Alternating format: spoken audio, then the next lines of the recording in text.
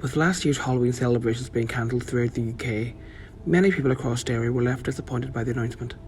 In light of the recent news that Halloween 2021 will in fact be going ahead this year, we met with Jim Collins, project manager of the Northwest Carnival Initiative, who is one of the creative brains behind what will be this year's Halloween 2021. How did the pandemic affect performance art and specifically Halloween in Derry? Well, for me personally, I was really disappointed, because each year you look forward to our carnival parades, and Halloween is the showcase. I mean, not only do we attract great community participation across the council area, we attract people from throughout the country and indeed further afield. So it's like being invited to a wedding or a party or a big celebration, and then it's shut down and you can't celebrate. Jacqueline Whoriskey, the offence officer behind Derry Halloween, told us the significance of Halloween in Derry and what it means to the people of the city. What does Halloween mean for Derry? Halloween is Derry's largest annual festival, so it means everything. We say it's in the DNA in this part of the world. Remember back last October we were in a full lockdown, so we couldn't do all the lovely stuff that we do every year. What are the significance of Halloween in Derry? Well, I mean, for anybody who has never been to Derry during Halloween, it's a time of year when people just don disguises and dress up and basically let their hair down. Our own parade, our own Halloween festival was born out of a time when, during the kind of the dark days, when there was a conflict, when there was a lot of armed activity and riots and violence on the streets. And Halloween provided an opportunity for local people to dress up for one night, to forget about their troubles, So we'd like to think that our kind of a festival is something that's organic. It's something that was created by local people, so it came from the grassroots up. The thing that really makes it is when we all go out and you feel embarrassed if you go out not wearing a costume, and that's what really makes it special. It's an exception if you don't dress up. There's really strong community participation. With only a few weeks until Halloween, Jim has been busy creating the costumes and props in his workshop. He demonstrates to us some of the unique outfits that will be showcased at this year's celebration. Well, these are actually some props that we would use on a Halloween parade.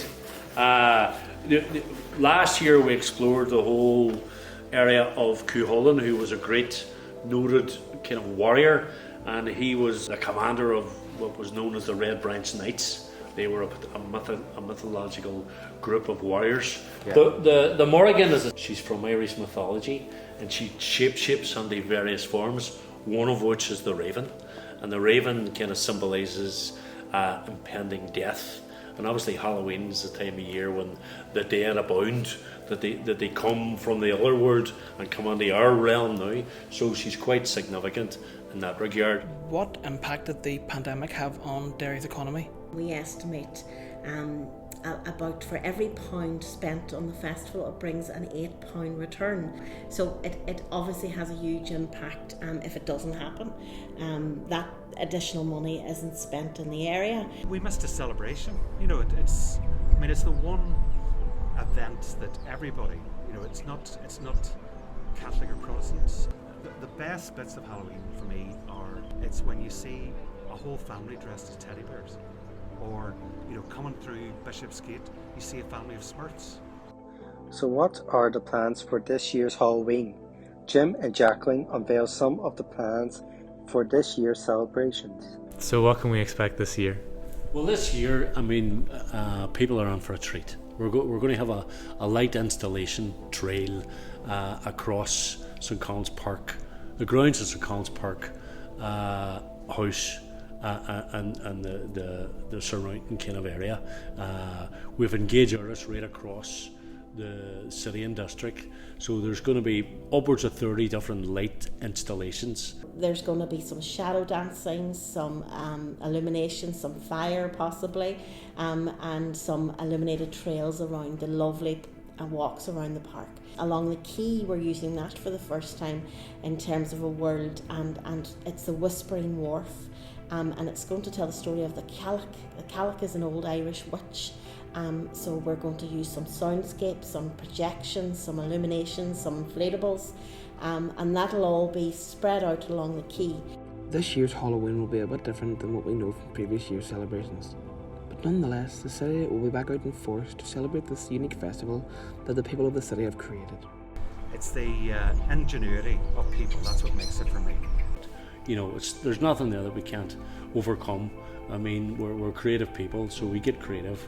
If we meet an obstacle, we try and find a way around it, you know. We will come back bigger and better than ever, and you know, the festival will be here for a long time. So let's hope, you know, there'll be a lot of people about this year, we would imagine, but also in future years. We want to keep the spirit of Halloween alive. It's something to be privileged to be involved in.